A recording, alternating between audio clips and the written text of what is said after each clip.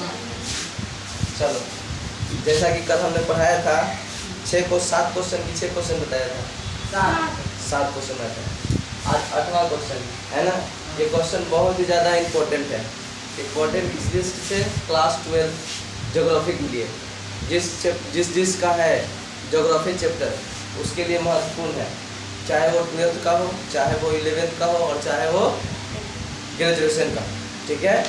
जिसमें से हम पहले 7 क्वेश्चन बता दिए थे। ये दूसरा क्लास है, जिसमें से 8वां क्वेश्चन आज है। औसोधित मृत्यु दर की गणना कैसे की जाती है? औसोधित मृत्यु दर का मतलब क्या होता है?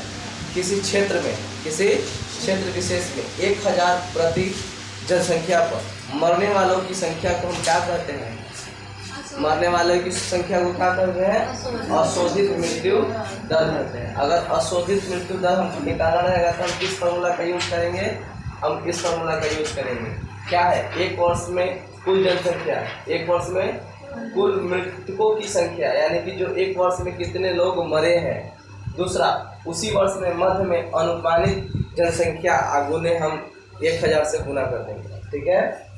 तो सॉरी 1000 नहीं, 100 से गुना कर देंगे तो हमारा क्या निकलेगा? अशोधित मृत्यु दर। बात समझ में आई? दूसरा क्वेश्चन, अगर समझ में नहीं आती है तो वीडियो को फिर से दोबारा देख सकते हैं। दूसरा, जनसंख्या संगठन से आप क्या समझते हैं? जनसंख्या संगठन का मतलब किसी विशेष क्षेत्र में, है ना, जनसंख्या को इकट्ठा करना। जनसंख्या को क्या करना? इकट्ठा करना। जैसे जनसंख्या संगठन उन विशेषताओं को कहा जाता है जिनकी माप हम आसानी से कर सकते हैं, जिनकी माप हम आसानी से कर सकते हैं। अब हम मापने के लिए क्या कर सकते हैं? उसको 2-3 भागों में हम बांट भी सकते हैं। जैसे लिंग के आधार पर है, जब भी जनगणना होती है, चाहे कुछ भी होता है, तो आपको कहा जाता है कि हाँ, महिलाएं कितने हैं, घर में क्या है, पुरुष कितने हैं, बोला जाता है। पढ़े लोग लिखे कितने हैं, पढ़े लिखे लोग कितने नहीं है। माप की जा सके तथा 2 व्यक्तियों के बीच अंतर को स्पष्ट करें, और इससे यह भी पता चलता है कि 2 व्यक्ति के बीच में अंतर कितना का है। जैसे में आप अंतर आयु को ज्ञात कर सकते हैं। आपके घर में 6 से 14 वर्ष के बच्चे कितने हैं, उससे कम बच्चे कितने हैं, कार्यरत बच्चे कितने हैं, 15 से लेकर 59 वर्ष तक कितने हैं, ऐसे है ना, 60 से ऊपर के लोग कितने हैं। दूसरा, शिक्षा के स्तर पर पढ़े लिखे लोग कौन है। उसके बाद व्यवसाय के आधार पर हम क्या कर सकते हैं? जनसंख्या संगठन कर सकते हैं। बात समझ में आई? जनसंख्या संगठन। 10वां क्वेश्चन, श्रमजीवी संगठन से आप क्या समझते हैं?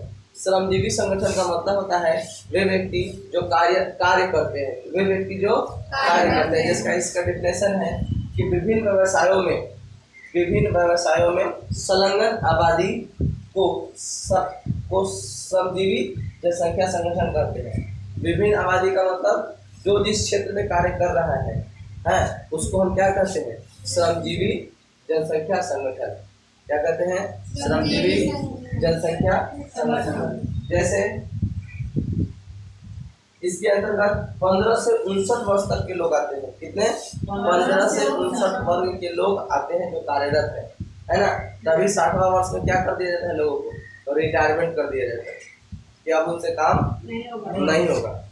और ये करीब कहा जाता है कि करीब एक वर्ष में 183 दिनों तक क्या किया जाता है? काम कराया जाता है। जिसको हम क्या कहेंगे? श्रमजीवी जनसंख्या संगठन। कितने दिनों तक काम करना पड़ता है? 183 दिनों तक काम करना पड़ता है, ठीक है। ये 3 क्वेश्चन है। 11वां क्वेश्चन है, जनसंख्या घनत्व से आप क्या समझते हैं? जनसंख्या घनत्व का कहने का मतलब, जैसे आप लोग अपने इस क्लास में बैठे हुए हैं, किसी दिन सैटरडे है, किसी टेस्ट हम अगर ले लेते हैं तो टेस्ट के दिन लोगों की संख्या कितनी हो जाती है? 10 से 11 है। तो ये जनसंख्या मेरा कम हो जाता है टेस्ट के दिन। लेकिन वही अगर हम क्लास लेते हैं तो आपकी जनसंख्या 25 बढ़ जाती है, 25 लोग हो जाते हैं, 26 लोग हो जाते हैं एक क्लास में, तो वो जनसंख्या बढ़ जाता है ना। उसी तरह से क्षेत्रफल पे आते हैं हम लोग। जैसे बिहार का क्षेत्रफल कम है, लेकिन रहने वाले लोगों की संख्या क्या है? ज़्यादा है, यानी कि कम जगह में ज़्यादा लोग हैं, वो जनसंख्या घनत्व कहा जाएगा, ठीक है ना। जैसे बिहार है, आपसे पूछा जाएगा जनसंख्या किस राज्य में सबसे अधिक है, तो आप सीधे उत्तर दीजिएगा उत्तर प्रदेश, है ना। लेकिन जनसंख्या घनत्व का मतलब कम जगह में ज़्यादा लोग। जैसे किसी देश या राज्य की कुल जनसंख्या तथा उसके क्षेत्रफल के अनुपात को वहाँ की क्या कहलाएगी? जनसंख्या घनत्व कहलाती है। ठीक है, बात समझ में आई। 12 नंबर क्वेश्चन, भारत में बाल लिंग अनुपात में गिरावट के दो मुख्य कारण बताइए। क्या लिखा हुआ क्वेश्चन, भारत में बाल लिंग अनुपात में गिरावट के दो मुख्य कारण आया। आखिर बाल में मतलब बच्चों में गिरावट आ रही है, महिला और पुरुष में बहुत ज्यादा का अब अंतर दिख रहा है ना। इसका रीजन, दो रीजन है, खासकर दो रीजन है। पहला सामाजिक दृष्टिकोण, यानी कि सामाजिक दृष्टिकोण से महिलाओं को क्या देखा जाता है, कम देखा जाता है, और पुरुषों को क्या देखा जाता है, ज्यादा है। यानी कि पुरुषों को मतलब माना जाता है, पुरुषों को जन्म लेने दिया जाता है और महिलाओं को नहीं।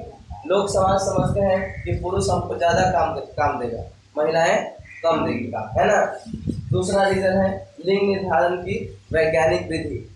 वैज्ञानिकों ने निकाल दिया है, क्या निकाला है जी, अल्ट्रासाउंड, ऐसे कुछ करके निकाल दिए हैं। अब उनसे पता चल जाता है कि आपके जो महिला का गर्भवती महिला है उसके पेट में पल रहा बच्चा लड़का है या लड़की है। यदि लड़की होता है तो उसे क्या किया, भ्रूण में ही मार दिया जाता है, और पुरुष बच्चा रहता है तो उसे छोड़ दिया जाता है, जन्म लेने दिया जाता है। तो ये मुख्य दो अंतर क्या है, लिंग अनुपात को गिरावट के दो अंतर है। बात समझ में आई। ये दूसरा चैप्टर आज कंप्लीट हो गया, दूसरा दिन है। इस क्वेश्चन को बार बार पढ़ना है। ये क्वेश्चन एग्जाम में 12 के 2025 के ज्योग्राफी में आने ही वाले हैं। ठीक है, इस तरह से और भी वीडियो डालते रहेंगे। धन्यवाद।